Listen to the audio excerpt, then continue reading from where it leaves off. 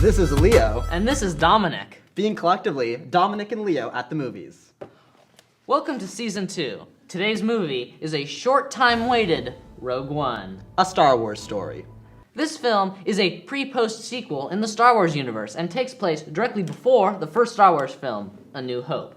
It gives vision to the iconic opening scroll of the film, showing exactly how the plans to the first Death Star were stolen, along with the first military actions of the rebellion. I will say that before this film was released, we both maintained a healthy level of skepticism.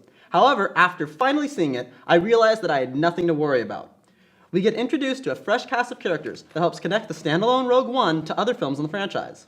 First and foremost, I must praise the special effects. Since it's Disney, Star Wars Rogue One has the best special effects money can buy, and it shows. Star Wars has always been pushing the boundaries of special effects since the beginning, and it's great to see that that still holds true. The special effects were certainly great, although they have lost the novelty of a year ago, and it stays true to the prequel style by eschewing practical effects. The cinematography was acceptable, and I now see in contrast, The Force Awakens was actually very good in that aspect. The pacing was excellent, and really made this movie engrossing to watch. I never felt the grind of its roughly 2.5-hour running time. The casting was excellent in most areas, although sometimes the protagonists as characters felt underdeveloped. This is to be expected from a one-off standalone film, and Rogue One does the best it can to compensate for this.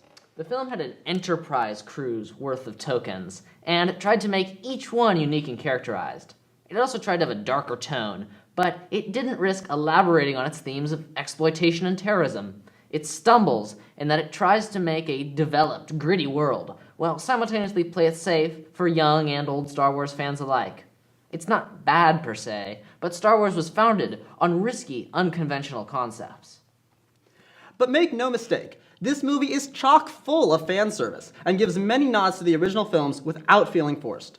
The writing was short but sweet and never felt overly dramatic or too lighthearted. One of my personal favorite characters was the robot K2, who provided some comic relief while also remaining a compelling and competent member of the team. Overall, I greatly enjoyed this movie and would attribute it a nice 6.5 Leo heads. It's an exhilarating romp that doesn't leave you too much to think about afterwards. I agree. This film is absolutely phenomenal and entertaining until the end. I give it a solid 8 out of 10. I highly recommend it to all Star Wars fans, both young and old alike. And we'll see you guys at the movies.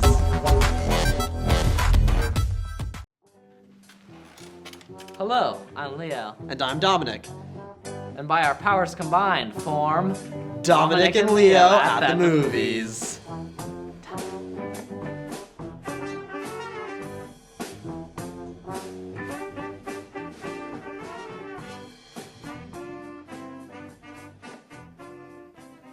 Today's movie is 10 Cloverfield Lane, a film that debuted with little to no fanfare from the public late last summer. To those who have seen it, they are staunchly divided, and reviews range from brilliant to don't. But one thing is certain, and that's you won't see what's coming next in this film. This film works as a loose sequel to the equally polarizing Cloverfield, a controversial mishmash of found footage and giant monster films. Both films feel the production of J.J. Abrams, with his signature mysterious style and blockbuster sensibilities. It follows the story of a young woman who wakes up inside of a doomsday shelter after a major car crash. The plot thickens as she meets her captor, or perhaps savior, who speaks of an apocalypse above ground, and the intensity builds from there. Now, I may have never seen this movie, but the advertisement was very limited. But one day in a theater, I believe when I was seeing Age of Ultron, the trailer for Cloverfield Lane emerged from the screen and it was mesmerizing. I was sure I had to go see it. But would it meet my expectations? I would say it met mine, but in a unique way. The cast is very strong in this film, considering it literally consists of only 3 people. With John Goodman, a personal favorite of mine, delivering a fantastic performance that was stoic, yet absolutely visceral. The setting is one of this film's most interesting components. A small and confined area creates a palpable sense of tension and drama between the characters that is fairly unprecedented. This film was excellent. I would suggest its strength could be attributed primarily to the tension and the pacing.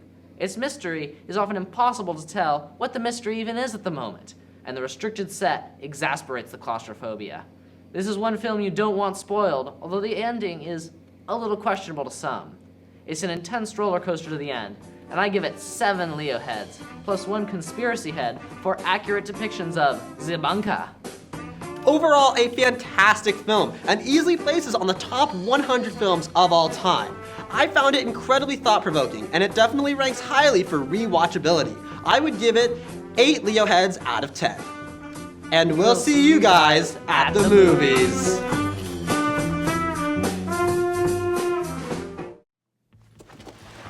Salutations, Earthlings. I am the being known as Dominic. Additionally, this is the unit designated as Leo. And the transmission you are viewing is Dominic and Leo at the movies. That's what they say when we're together. And watch how you play. They don't understand, and so will. Today's movie is Arrival, a science fiction experience based on a short story by Ted Chiang. In the film, 12 alien ships suddenly emerge on Earth, scattered randomly throughout the globe. As the governments around the world squabble over what to do, the U.S. employs a team of scientists to ascertain the purpose of the aliens' visit.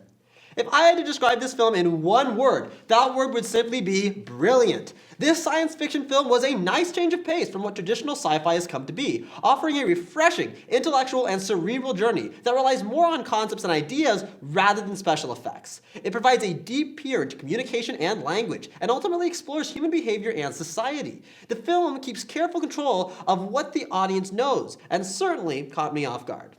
This film has one of the best twists in the great days of M. Night Shyamalan. Its high concepts are certainly stimulating, even as they are confusing. It feels like a full-length episode of The Twilight Zone, dealing with a lot of minimal special effects. The plot unfolds in your mind. It was surprising that the aliens in this film aren't the most confusing anomalies, with the human characters being the truly enigmatic entities. Amy Adams stars stupendously as the protagonist, and Jeremy Renner was very impressive in this film, allowing the audience to view a new side of him, considering I've only ever seen him as Hawkeye. Unfortunately, the film seemed to struggle with leaving other characters in the background. Moreover, my suspension of disbelief often felt overextended. It was particularly hard to believe that the government would choose a random linguistics professor to spearhead first contact with an alien race. But I digress. It must be noted that the cinematography is a little plain. This film has a persistent grayscale, and the aliens are particularly generic. The acting is passable, and our protagonists are bland, save the experiences that they're in. Sometimes it feels like it's praising linguistics a little too hard, and as some of the China endorsement we saw in The Martian and Transformers. Still, the strength lies in the writing, and a few of the shots are really interesting in their conception. This film was absolutely phenomenal, and easily a must-watch for anyone who calls himself or herself a fan of science fiction. I would give this film 9 Leo heads out of 10. The creativity and passion behind it clearly demonstrate the intense deliberation, with only a few minor details keeping it from a perfect score. I couldn't recommend it enough. I found this movie greatly and enjoyable, and I can heartily confirm it made me think. It's confusing and almost convoluted, but nonetheless bold. If you like 2001: A Space Odyssey or Close Encounters of the Third Kind, you'll love this modern entry in the genre. I give this a 9 out of 10. I don't agree with Dominic on how great this movie is in all ways, but I think it gets high marks for simply how thought-provoking it was. And we'll see you guys at the movies! Hey guys, What up, dog? it's Dominic, And also Leo. returning to your screen like a disease. Today we examine Kong, Skull Island, the 12th appearance of this perennial behemoth in this invigorating action film.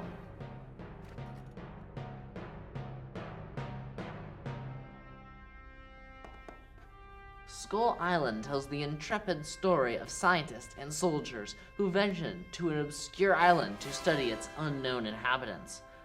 They find trouble when they arrive, encountering the island's many dangerous beasts, with action ensuing from there. They also bring the United States Air Cavalry to drop napalm on them. When I first saw the trailer for this film, I thought it was going to be just another dumb action flick, another King Kong film to add to the pile of the many mediocre ones that came before it, and unfortunately, I was correct. The cast for this film featured quite the list of stars, with John Goodman, John C. Reilly, Tom Hiddleston, and Samuel L. Jackson being 4 big names with a lot of potential. However, they were not enough to save the downright disastrous plot. Although I will praise the setting, having this film take place during the Vietnam War era gave it a fitting aesthetic, and it worked well for the story, and I enjoyed watching the characters use old-school technology from that time period. Certainly you won't find any mind-bending high art here, but I really enjoyed watching this film. Not since Starship Troopers have I had such tongue-in-cheek fun. I really enjoyed the trope-defying, cynical humor. If you were disappointed by how the Godzilla film had only 20 minutes of its main character, Kong is relentless, but enigmatic as a threat. It's a solid action-adventure, along with some legitimately cool cinematography.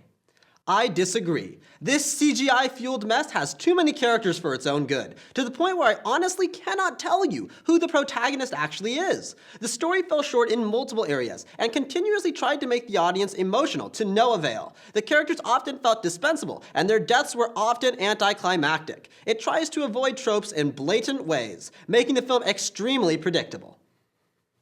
The film's deaths made sure that the characters were not invincible, so it kept the stakes high while developing its nihilistic tone.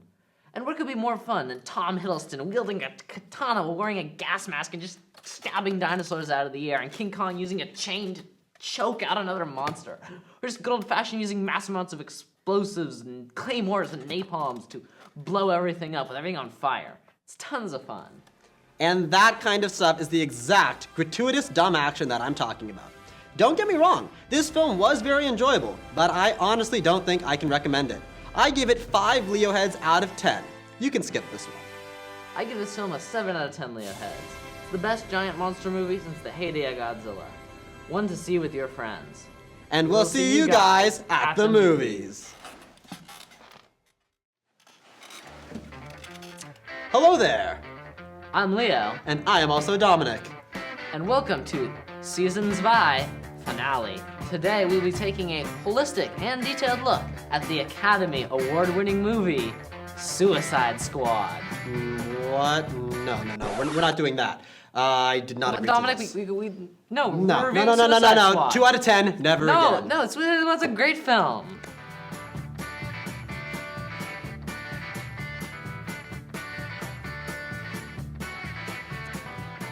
Instead, today we're reviewing Logan, the epic and desolate finale to Hugh Jackman's Wolverine. Logan follows the story of an aging Wolverine tending to an even older Professor X. It's unclear how they got to where they are, but time has not been kind to our mutant heroes. The most compelling aspect of this film is that it abandons all pretenses of a superhero movie. There's no bombastic style or clean action. Logan works as an intense drama, featuring characters who just happen to be superhuman.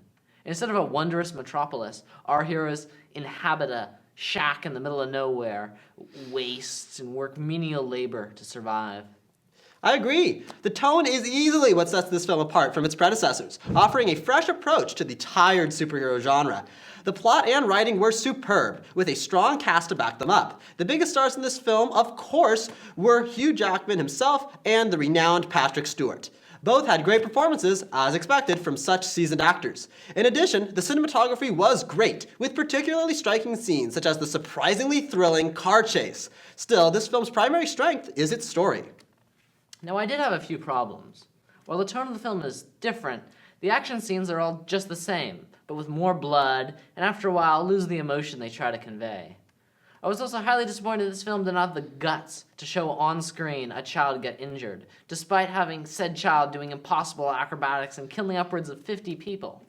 Additionally, it seems to be a sort of rehash of a lot of good 80s films like Terminator and RoboCop. Well, actually, I found this film to be stellar, and it has intricate concepts and drama. I was very pleased that the film was not saturated in action, electing instead to offer a deep glimpse into Wolverine and his X-Men friends. I'd give this film 8 Leo heads out of 10. Overall, I think this is still the second or third best X-Men film.